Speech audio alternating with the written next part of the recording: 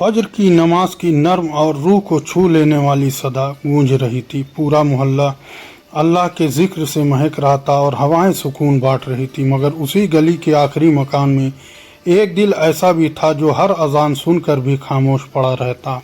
उस घर में रहने वाला फैज जवान, मेहनती और समझदार माना जाता था। उसके चेहरे पर मुस्कान रहती, लेकिन दिल धीरे धीरे गफलत की धूल से भरता जा रहा था। वह कहता था कि अभी बहुत उम्र पड़ी है, नमाज बाद में भी पढ़ी जा सकती है। उसकी माँ हर सुबह वज़ू करके उसके कमरे का दरवाज़ा धीरे से खटखटाती थी। उनकी आवाज़ में डांट नहीं बल्कि मोहब्बत और फिक्र होती थी। वह चाहती थी कि उनका बेटा दुनिया से पहले अपने रब को पहचान ले। बेटा, फजर की नमाज का वक्त निकल रहा है, उठ जाओ, अल्लाह तुम्हें अपनी रहमत के लिए बुला रहा है। फैज करवट बदल कर चादर सर तक खींच लेता। वह बिना आँख खोले बस इतना कह देता, अम्मी थोड़ी और देर सो लेने दीजिए। माँ की आंखों में हल्की नमी उतर आती थी। वह बेटे को बदुआ नहीं देती बल्कि उसके लिए दुआ करती रहती। उनका यकीन था कि एक दिन अल्लाह उसका दिल भी ज़रूर बदल देगा। फैज के अब्बू पाँचों वक्त नमाज के पाबंद इंसान थे। उनकी कमाई हलाल थी और उनका किरदार पूरे मोहल्ले के लिए मिसाल था। वह बेटे को कभी कठोर शब्द नहीं कहते थे। बेटा, दुनिया की हर दौलत एक दिन छूट जाएगी, लेकिन नमाज वह अमानत है जो क़यामत तक साथ रहेगी। फैज मुस्कुरा कर बात टाल देता। उसे लगता था कि अच्छे कपड़े पहन लेना और लोगों की मदद कर देना ही काफ़ी है। दिल में यह गलत ख्याल बैठ चुका था कि नमाज बाद की बात है। धीरे धीरे उसकी आदत और मजबूत होती चली गई। हर अजान उसके कानों तक पहुंचती मगर दिल तक नहीं उतरती थी। शैतान उसे हर बार नया बहाना दे देता। कभी वह कहता आज बहुत थक गया हूँ, कभी कहता अभी ज़रूरी काम है, कभी कहता कल से पक्का शुरू करूँगा।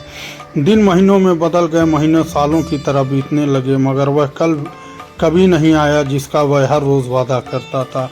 एक दिन मोहल्ले की मस्जिद में एक आलिम दीन बयान कर रहे थे। फैज भी किसी दोस्त के कहने पर वहां पहुंच गया। उसका इरादा बैठने का नहीं था, लेकिन जाने क्यों उसके कदम रुक गए। आलिम ने बहुत नर्म आवाज़ में कहा, अल्लाह अपने बंदों से 70 माओं से भी ज़्यादा रहम करने वाला है, लेकिन जो बंदा बार बार उसकी पुकार को ठुकराता रहे उसे अपने दिल की हालत से डरना चाहिए।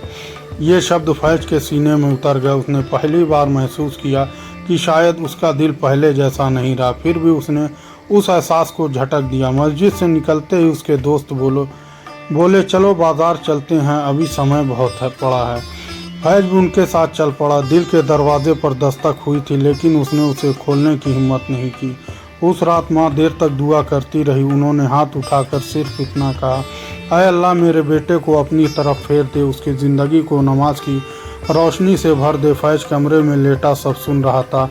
माँ की कांपती हुई आवाज़ उसके कानों तक साफ पहुँच रही थी। पहली बार उसे अपने भीतर हल्की सी शर्म महसूस हुई। सुबह फिर अजान हुई। माँ फिर दरवाजे तक आई, मगर इस बार उन्होंने दरवाज़ा नहीं खटखटाया। उन्होंने सोचा कि शायद अब बेटा खुद उठ जाएगा। कुछ देर इंतज़ार करती रही, मगर कमरा पहले की तरह खामोश रहा। जब फैज देर से उठा तो माँ मुस्कुरा रही थी, लेकिन उस मुस्कान के पीछे बहुत गहरा दर्द छुपा था। उन्होंने शिकायत नहीं की। उसी शाम उसने देखा कि एक छोटा बच्चा मस्जिद की तरफ दौड़ रहा था। उसके हाथ में छोटी सी टोपी थी और चेहरे पर अजीब सी खुशी। फैज कुछ पल उसे देखता ही रह गया। उसने बच्चे से पूछा, इतनी जल्दी क्यों भाग रहे हो बेटा? बच्चे ने मुस्कुरा कर कहा, अगर मैं देर करूंगा तो अल्लाह को क्या जवाब दूंगा? मुझे तो उनसे मिलने की जल्दी रहती है। इतनी सी बात ने फैज के दिल में ऐसी हलचल पैदा की जिसे वह चाह कर भी नज़रअंदाज नहीं कर सका। उसे लगा जैसे एक मासूम बच्चा उससे कहीं ज़्यादा अमीर है। उस रात वह देर तक जागता रहा, अपने बीते हुए दिनों को याद करता रहा। उसे एहसास होने लगा कि उसने सबसे बड़ा नुकसान खुद अपना किया है। उसने पहली बार सच्चे दिल से हाथ उठाए, आंखों से आंसू बह निकले, होठ कांपते हुए अल्लाह से कुछ कहना चाहते थे। ऐ मेरे रब, अगर मैंने बहुत गलतियां की है तो मुझे अपनी रहमत से मायूस मत करना। मेरे दिल को कभी अपनी इबादत की मिठास दे देना। दुआ पूरी हुई, मगर दिल अब भी कांप रहा था। उसे डर था कहीं फिर वही पुरानी लापरवाही वापस न आ जाए। उसी डर के साथ उसने एक फैसला किया। उसने अलार्म पर भरोसा नहीं किया। उसने अपने अब्बू से कहा, अब्बू, सुबह मुझे ज़रूर जगा दीजिएगा, आज मैं अपनी पहली सच्ची कोशिश करना चाहता हूँ। अब्बू की आंखें भर आई। उन्होंने बेटे के सर पर हाथ रखा। उनके होठों से सिर्फ दुआ निकली। रात भर फैज को ठीक से नींद नहीं आई। उसका दिल बार बार एक ही बात सोचता रहा, क्या मैं सचमुच बदल पाऊंगा या फिर हार जाऊंगा। फजर की अजान गूंजी। अब्बू ने प्यार से उसके कंधे पर हाथ रखा। फैज ने धीरे से आंखें खोली।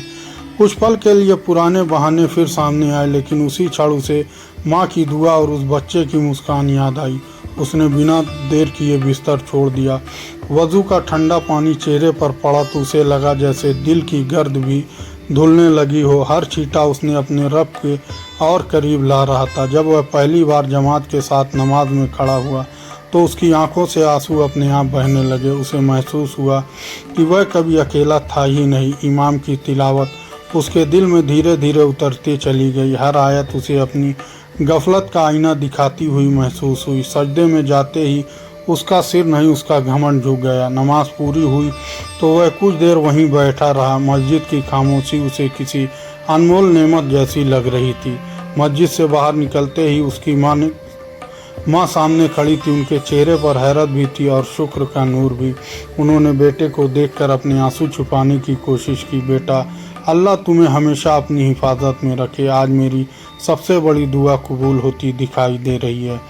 फैज ने माँ के हाथ अपने माथे से लगा लिए। उनकी आवाज़ भर्रा गई और आंखें झुक गई। उसे लगा कि वर्षों बाद उसने अपनी असली दौलत पा ली। अम्मी, मुझे माफ़ कर दीजिए, मैंने आपकी कितनी बातें अनसुनी कर दी थी। माँ ने उसे सीने लगा लिया। उन्होंने शिकायत का एक शब्द भी नहीं कहा। सच्ची माँ की मोहब्बत हमेशा माफ़ करना जानती है। उस दिन के बाद फैज ने अपने लिए छोटा नियम बना लिया, कोई भी काम नमाज से पहले नहीं होगा। जो काम अल्लाह की याद रोक दे वह काम बाद में होगा। शुरू के कुछ दिन आसान नहीं थे। पुरानी आदतें बार बार उसे अपनी तरफ बुलाती थी। कभी आलस आता, कभी मन बहाने बनाते। जब भी उसका दिल कमज़ोर पड़ता वह चुपचाप वजू कर लेता और दुआ मांगता।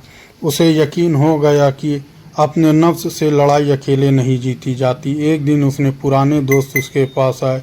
उन्होंने हंसते हुए कहा कि तुम बहुत बदल गए हो, पहले जैसे बेफिक्र और मस्ती वाले नहीं रहे। फैज मुस्कुराया और नरमी से बोला, पहले मैं खुद को आज़ाद समझता था, असल में मैं अपनी लापरवाही का कैदी बना हुआ था। दोस्तों ने फिर मजाक उड़ाने की कोशिश की, मगर इस बार वह चुप रहा। उसे समझ आ गया कि हर जवाब शब्दों से नहीं दिया जाता। धीरे धीरे लोगों ने उसके दिल बदलते किरदार को देखना शुरू किया। वह झूठ से बचने लगा और वादे पूरे करने लगा। हलाल कमाई की ओर भी ज़्यादा परवाह करने लगा। यदि किसी सौदे में ज़रा भी हराम की बू आती तो वह बिना लालच के उसे छोड़ देता।